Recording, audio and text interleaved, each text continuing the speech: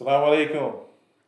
We're back with our third segment with brother Rashid, and we talked about his early life, his military career, and how he became a Muslim, and then also just that journey and the importance that Islam had in his the medical field that he works in, and now, to be honest, I think one of the most fascinating parts of Rashid, of his identity. His brother's a very fascinating brother, very intelligent, alhamdulillah.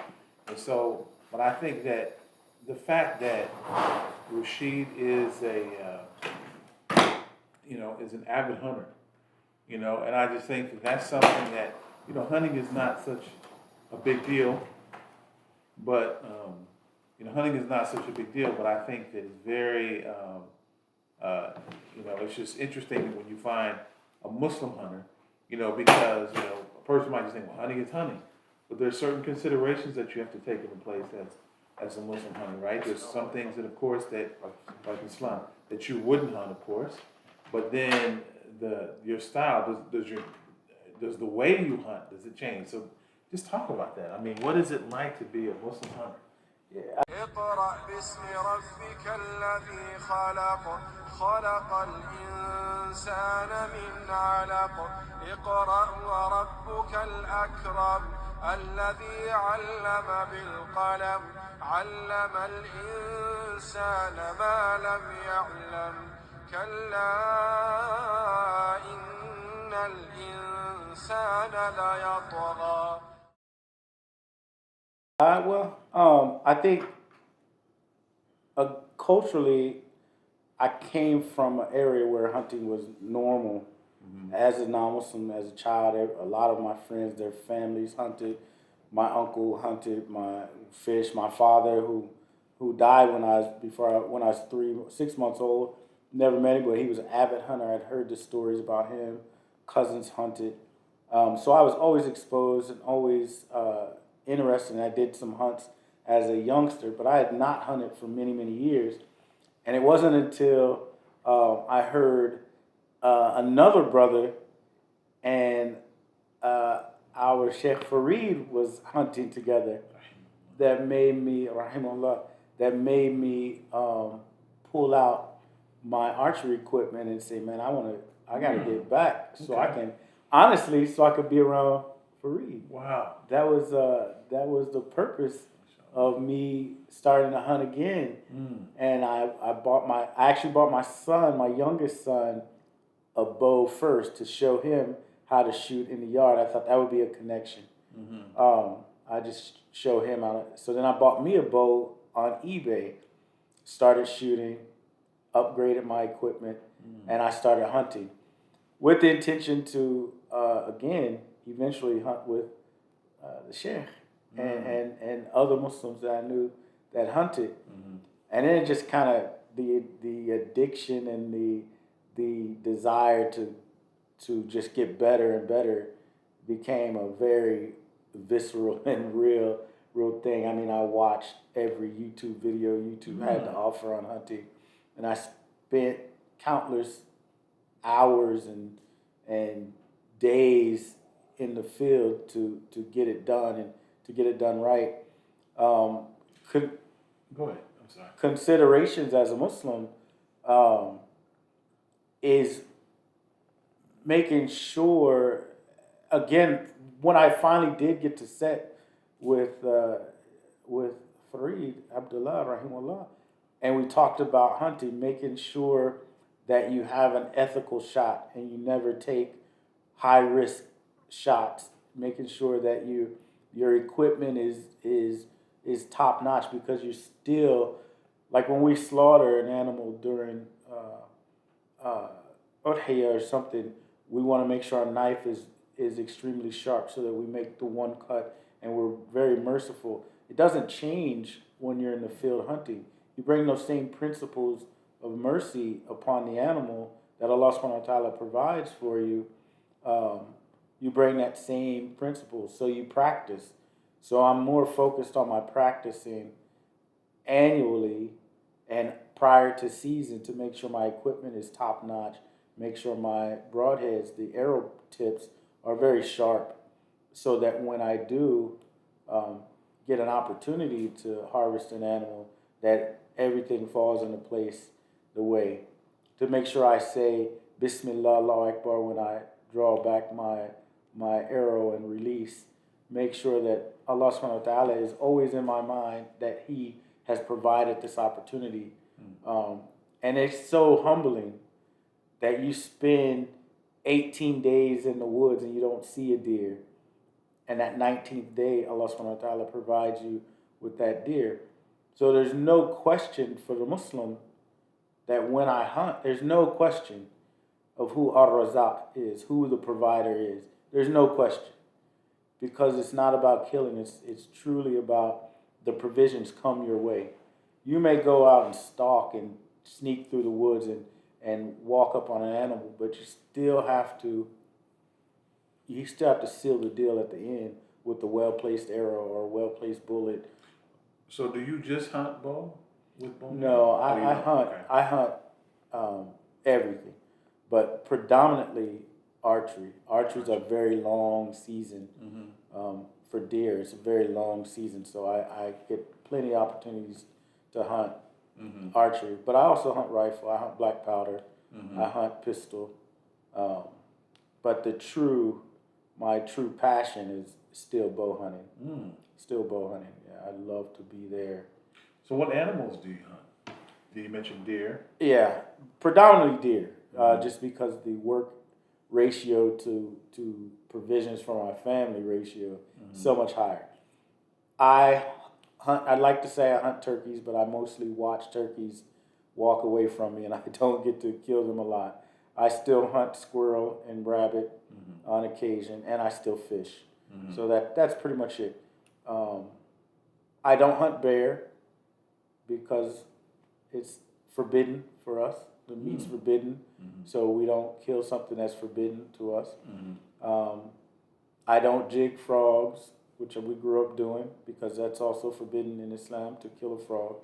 So I don't do that. All things that I studied with Sheikh. What about boar? I don't hunt boar. Obviously, it's pig. So I avoid no swine when I dine. So I avoid the boars. Alhamdulillah. Yeah. So. Pheasant hunting, is that something that you? I never have, and I never hunted any bird on the wing. Turkeys, but turkeys they fly in the trees, but you hunt them on the ground while they're walking on the ground.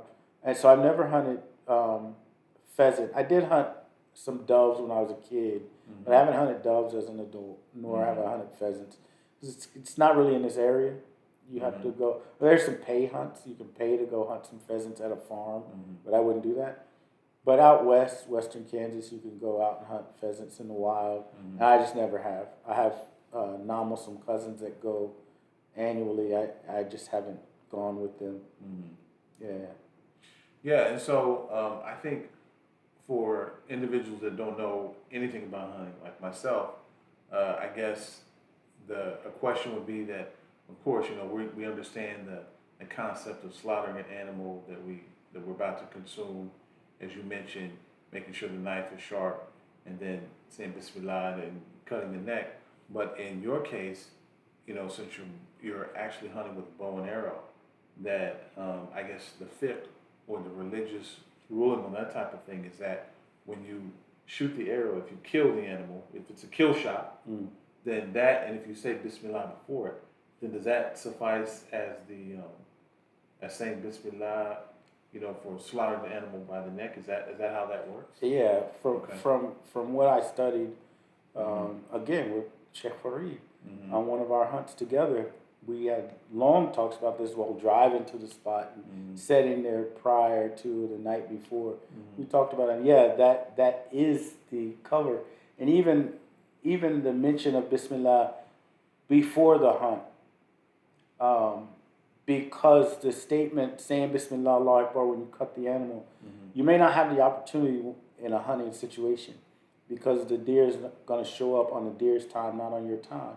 And he may show up or she may show up and you have you have a very small window of opportunity to draw your bow silently and release that arrow so that you can harvest that meat for your family, for your friends.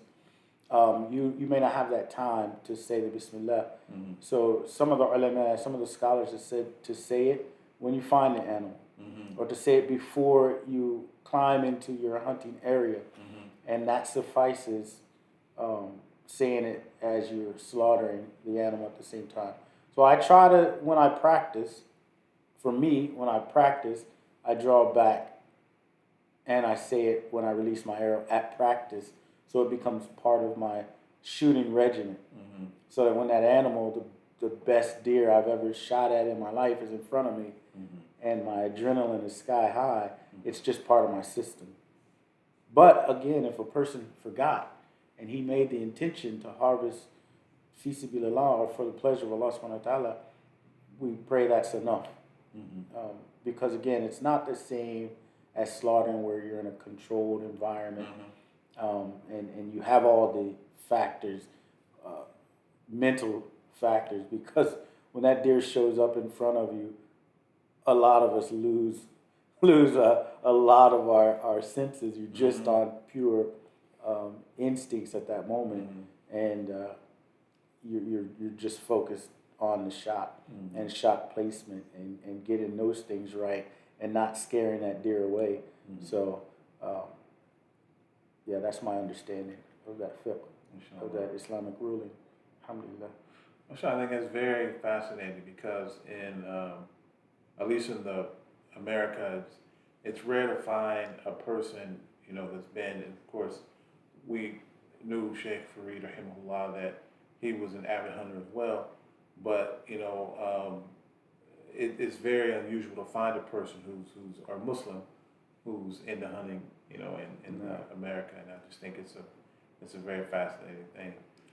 One of the things that the Sheikh, he said to me, I went through a divorce and I was struggling emotionally, mentally, and it was like, I said, man, feels like I don't even want to go out and hunt. I don't even want to be outside. And the Sheikh, he said, that's why you need to be there. He said, that's why you need to do it. You need to pick that bow up and get out there, man, and go out there and be outside and escape everything. And subhanAllah, that was probably one of the top-notch advice that I got from the Sheikh, is to do that. And I did it after the divorce, and it was just being out. I didn't even see an animal those days, but just to be out there and to reflect upon what Allah subhanahu wa ta'ala had provided for me, and not think in the dunya way, the worldly way, of what was taken from me, but what Allah subhanahu wa ta'ala provided for me. Man, that helped so much. And alhamdulillah, that the Sheikh was there, part of my life for that time of my life, subhanAllah. Barakallah feek, Rashid, appreciate this beneficial information. And for the audience, thank you for watching. And we hope that you can also benefit from the information that Rashid has provided for us. So thanks again.